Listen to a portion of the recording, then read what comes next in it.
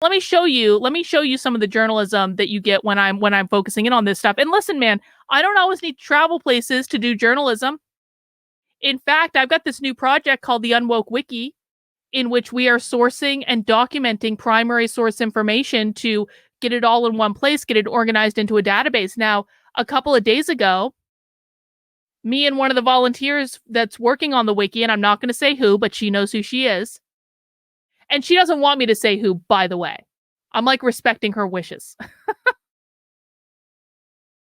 I was talking with one of the volunteers that's working on the wiki, and she told me that there is a publicly funded school for equity in San Francisco. Check this out. This is one of the craziest stories that you're going to see all day.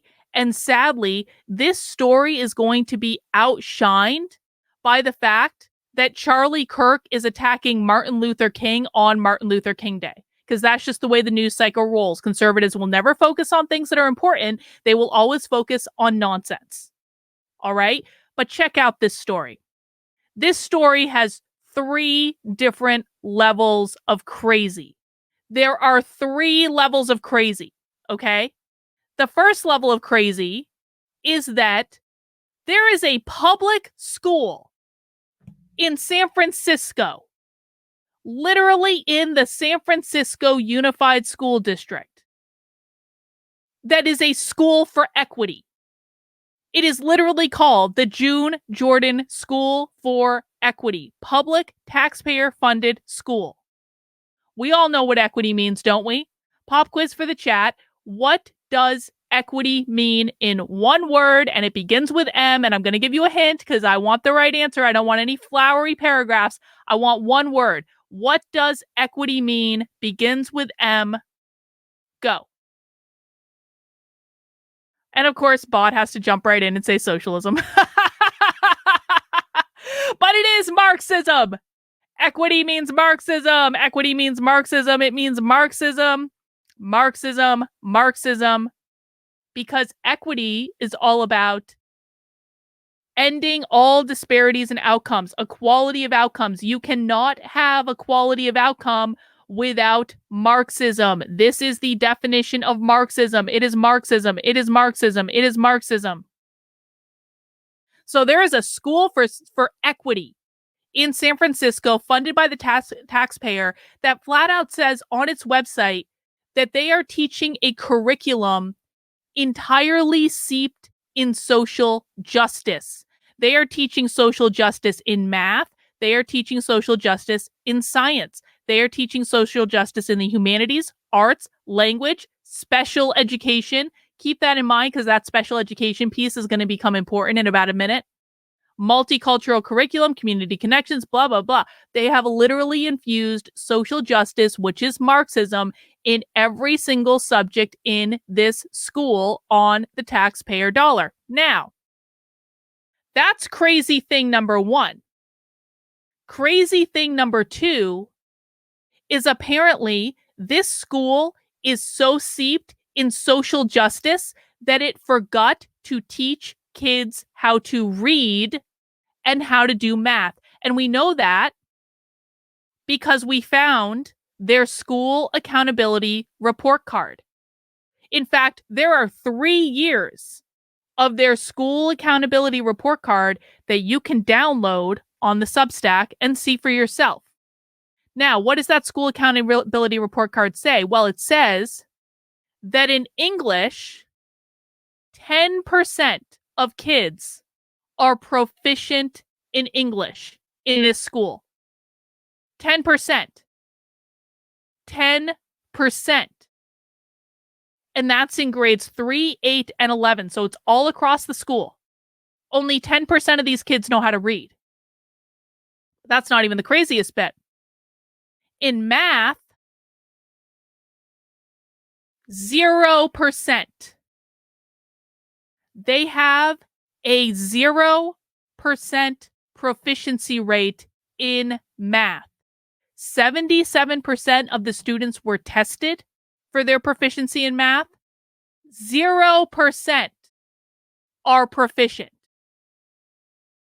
Now, some people are asking about a comparison with other schools. Well, we didn't get that for math and English, but guess what? We did get it for science. I don't know why science is the only one on the accountability report card with a comparison to other schools. But we can see here on this one that when they tested them for science, only 3% of students were proficient, and they have this little extra thing up here where they compared the school proficiency with the district and the state. And it seems like the district that they're in, 40% of students are proficient in science, which isn't anything to write home about in and of itself. To only have 40% of the students in the school district, which is the San Francisco Unified School District, to only have 40% of those kids to be proficient in science is nothing good. But when you compare it with the 3%, of students in this school for equity that are proficient in science, that 40% starts to look a whole lot better, doesn't it? So we've got kids that only 10% of them can read, 0% of them can do math, only 3% of them are proficient in science. But this isn't even the craziest thing. Let's move on to crazy thing number 3, shall we, of the June Jordan School for Equity. Oh, by the way, 80% graduation rate. I'm sorry, we're not ready to move on yet. Even though only 10% of the student body knows how to read, 80% of them are graduating from the school. How is that exactly? How in the holy hell are you graduating 80% of your students when only 10% of them know how to read? And the average teacher salary in this school is $85,000. There are teachers in this school making upwards of like $105,000 a year. The principals of this school are up at like $130,000, $150,000 a year for 0% of kids being able to do math. 0. Literally, you cannot get any lower proficiency than what this school has. But that's only crazy thing number 2. We're really moving on to crazy thing number 3 now.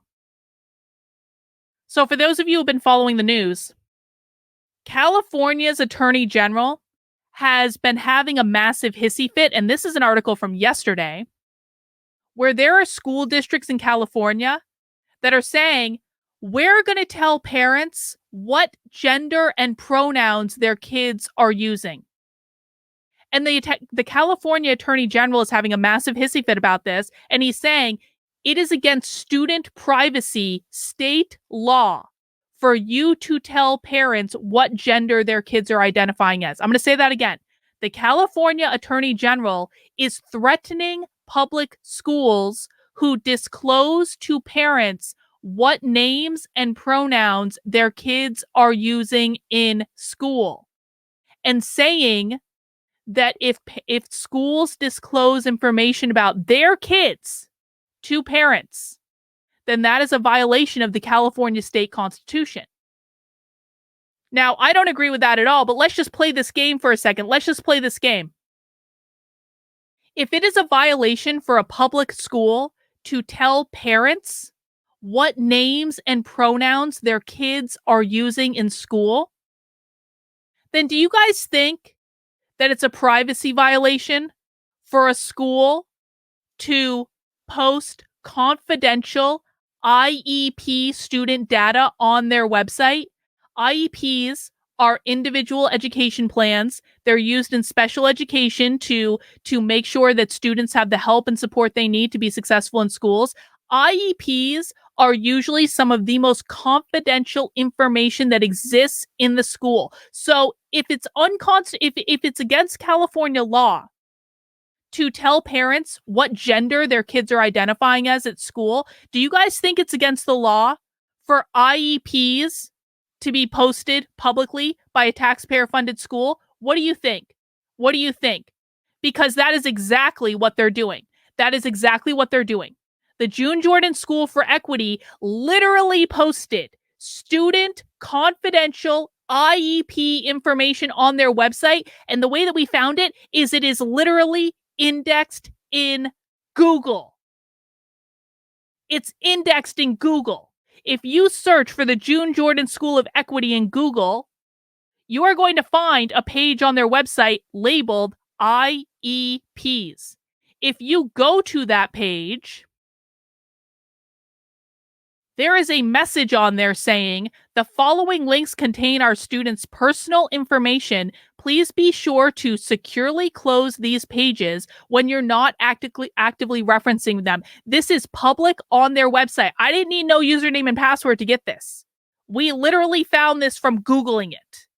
And then if you click on this one or on this one, the 9th grade or the 10th grade, you literally get access to their Google Drives that are owned by the San Francisco Unified School District, where they are posting confidential IEPs. These are the literal IEPs. This should never be made public.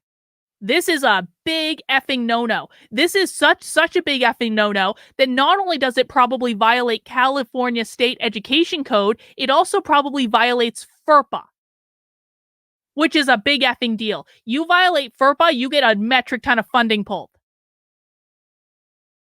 So, that is the June Jordan School for Equity, which is something that was only uncovered by my volunteer community when they were working on sourcing information for the Unwoke Wiki. This is the type of journalism that you only see coming out of my Substack and out of my community. No one else is covering this. By the way, I told Chris Rufo about it this morning. He didn't know about this shit.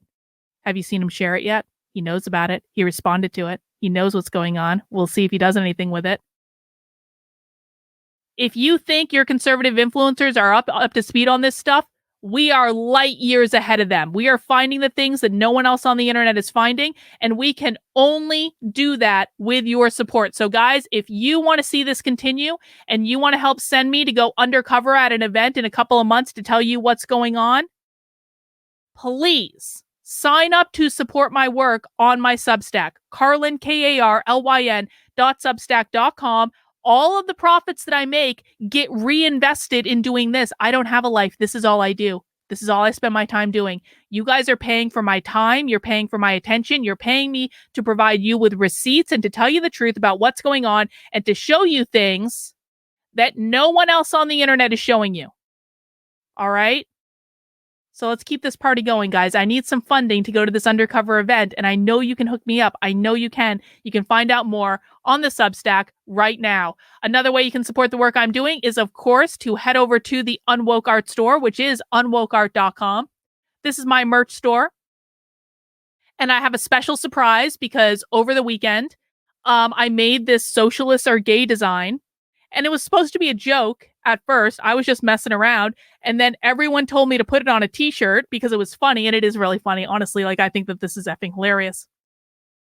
And so now you can buy the special Socialist's Gay design in the Unwoke Art store for 25% off this week only.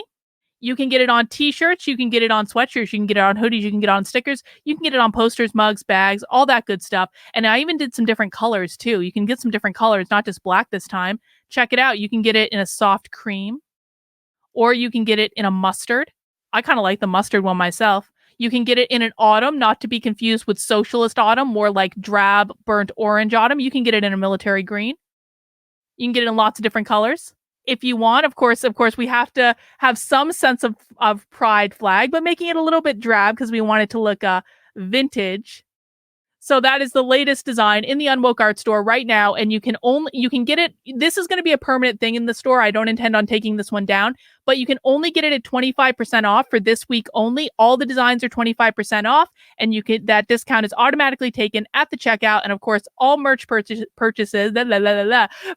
in the store do go to support the work I'm doing, and I really appreciate it. We also, for a limited time only, do have the special limited edition Unwoke Wiki design. That's going to be leaving the store at the end of the month.